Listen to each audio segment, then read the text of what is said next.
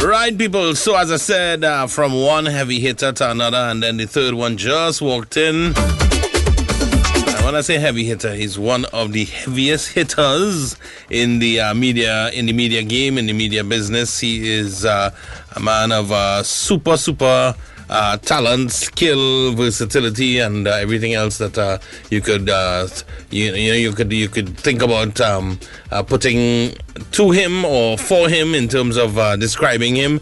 He is the one, the only Ryan Bichu. Good morning to you. Good morning to all of our viewers. When you said heavy hitter, I thought you were actually talking about my weight. I didn't realize. I in the room here, and I were talking about your weight, really and truly. How is that possible, Ryan? But I really do appreciate you having me on your program. It's really a pleasure. It's really a pleasure having you here. I've seen bits and pieces of all the interviews over the last couple of weeks, and I really had no idea that your first passion was writing.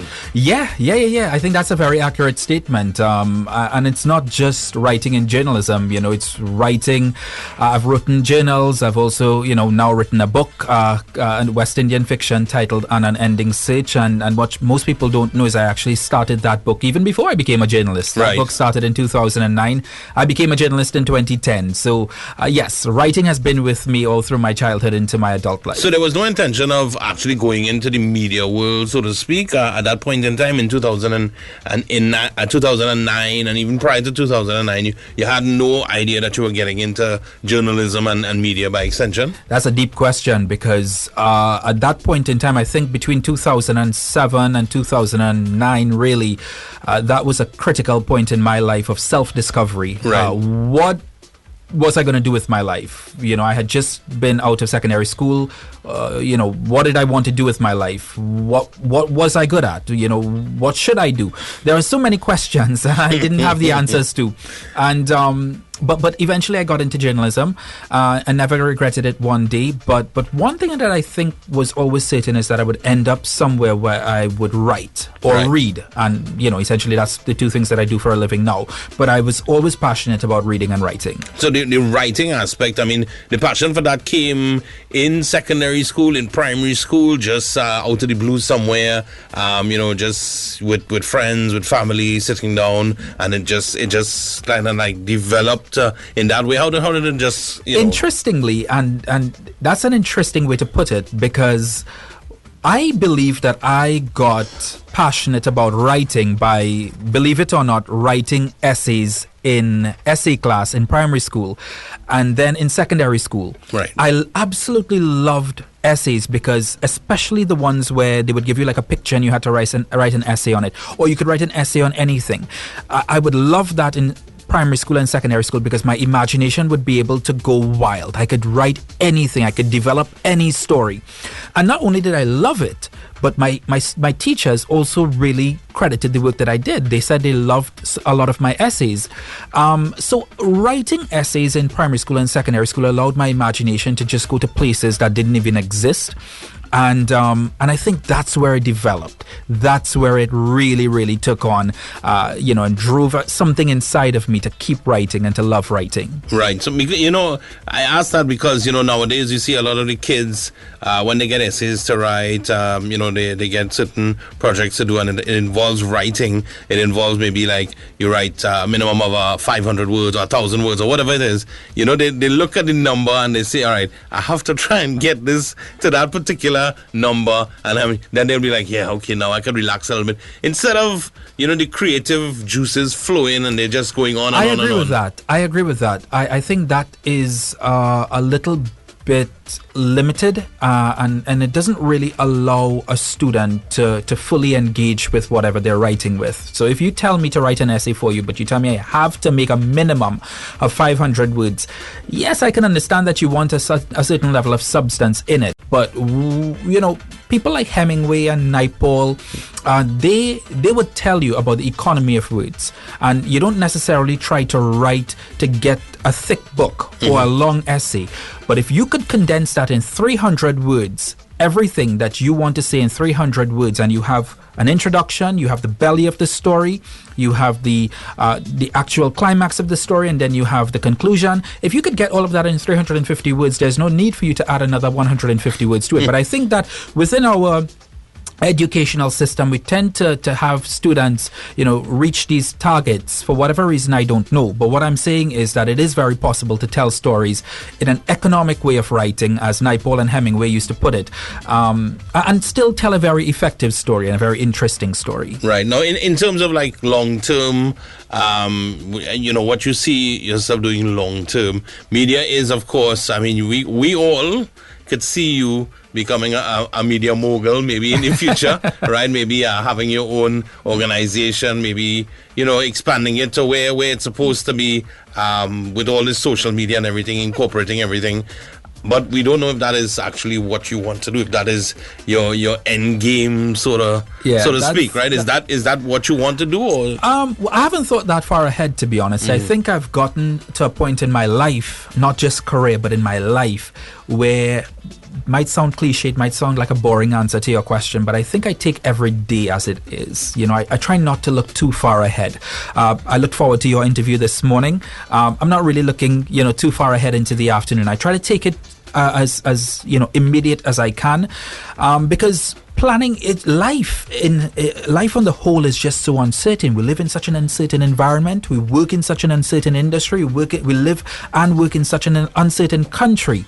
So I think I've found within myself this desire to live each day as its own, and not try to plan too far ahead, because planning too far ahead could either raise your hopes too high or disappoint you too low. All right. So this book now, the name of the book for those that don't know, what's the name of the book? An Unending Search. Right. And is there a direction? Yeah, so it's set. Book? So it's not really set. It's not really a modern day book. It's set back in the late 1970s in rural South Trinidad, and the protagonist in the book is a 15-year-old called Tar. He's a young East Indian boy, Hindu. And the book takes the reader on a journey of self-discovery. He works in the cane fields with a village elder called Uncle Sundar, as was customary in those days. And Uncle Sundar in many ways becomes this great influence over his life, but also he's really the only father figure that he has. He's really the only friend that Tar has. And Tar has found a friend who is 70 years old, who is so old, who has seen life from so many different perspectives. Yeah, almost like his grandfather. Yeah. And Uncle Sundar, has this old way of thinking. He believes that the Williams government is racist. He believes that there's systemic racism in Trinidad. And so he encourages Tar to find a way out of Trinidad, to escape this grip of poverty in Trinidad. And he tells him to go to the promised land, what remains a promised land for Caribbean people, America or England.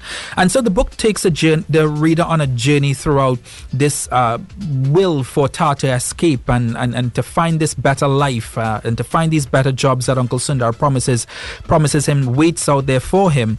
And the book confronts themes of racism and classism and escapism, and it really takes a reader on a journey of self-discovery. One, I might say, that they themselves will connect with, because we're all on a journey of self-discovery through life. Well, I'm really glad that that we still have authors that are pursuing the West Indian literature. Yeah, West Indian literature and the stories of well, I mean we can say by extension the West Indian literature, but Trinidad I don't feel is highlighted enough these days as it was once. People. I'll tell you a funny story. You say that, and you made me remember a very funny story.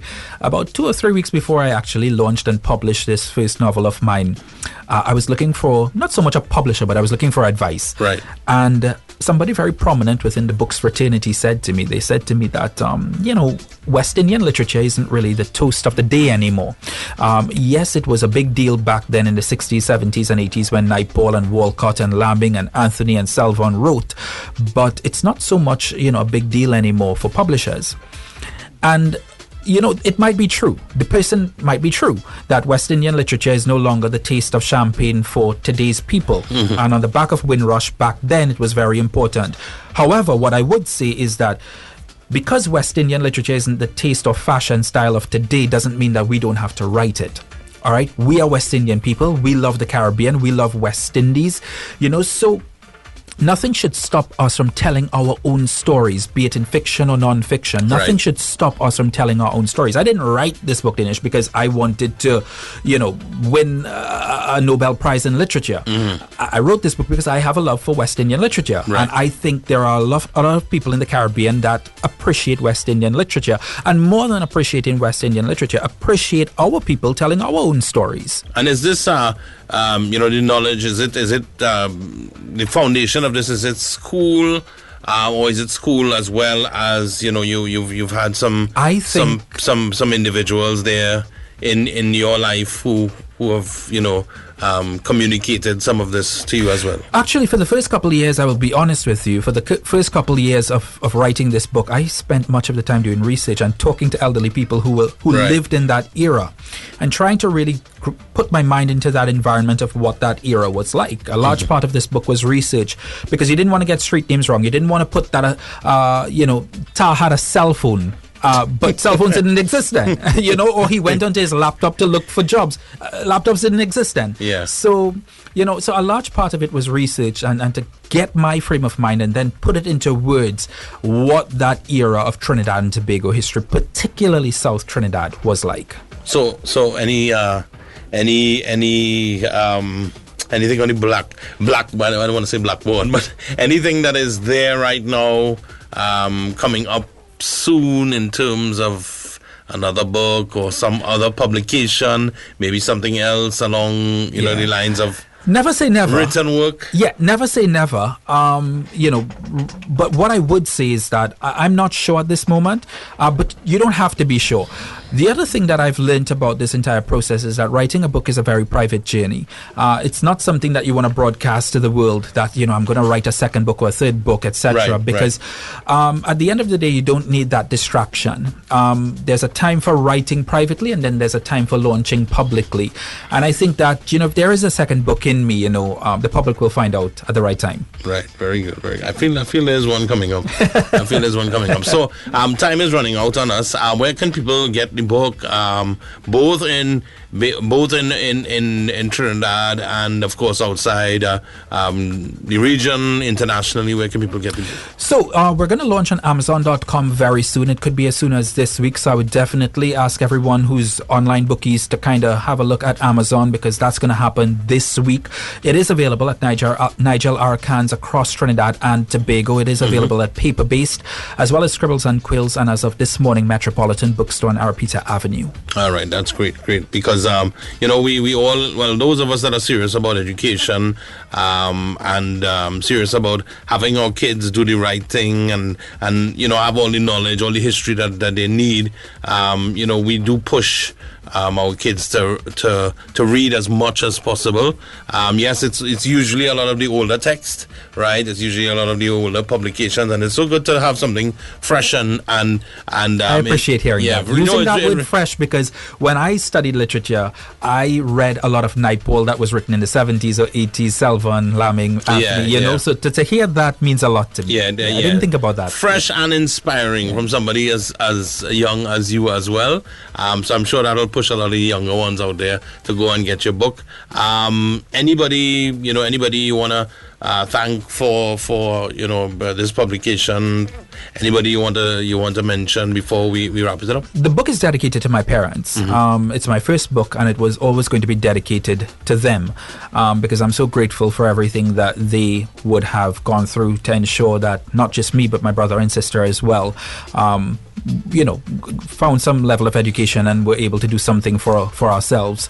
But the editors were all fantastic. Artie Gosign, Larry Kahn, Mrs. Izora Edwards, who I told you the story about writing essays. She was my former English language teacher at Cohen Hamilton Secondary School, and I went back to her and I said, I need you to have a look at this. And she was the one who really, when I wrote essays at Cohen Hamilton Secondary School, she said, this is really good. I like this. This is very interesting. And she would read it out in front of the class and etc. So, I must say that she she was pivotal back then in my growth, and she was pivotal in getting this book over the finish line. Excellent. Well, we are 5 minutes before the top. I still have some commercial commitments, Ryan. It was really a pleasure having you here. I never thought I would probably interview you. I thought maybe even if you were passing through, it would be in the capacity of news presenter, but not author. Right? But it's really great to have you. I appreciate you making some time on your program for me. Anytime, and hopefully we can have you back soon. I hope so. The second one, right? I hope the so. Second one. So the one and only Ryan Bechu passing through.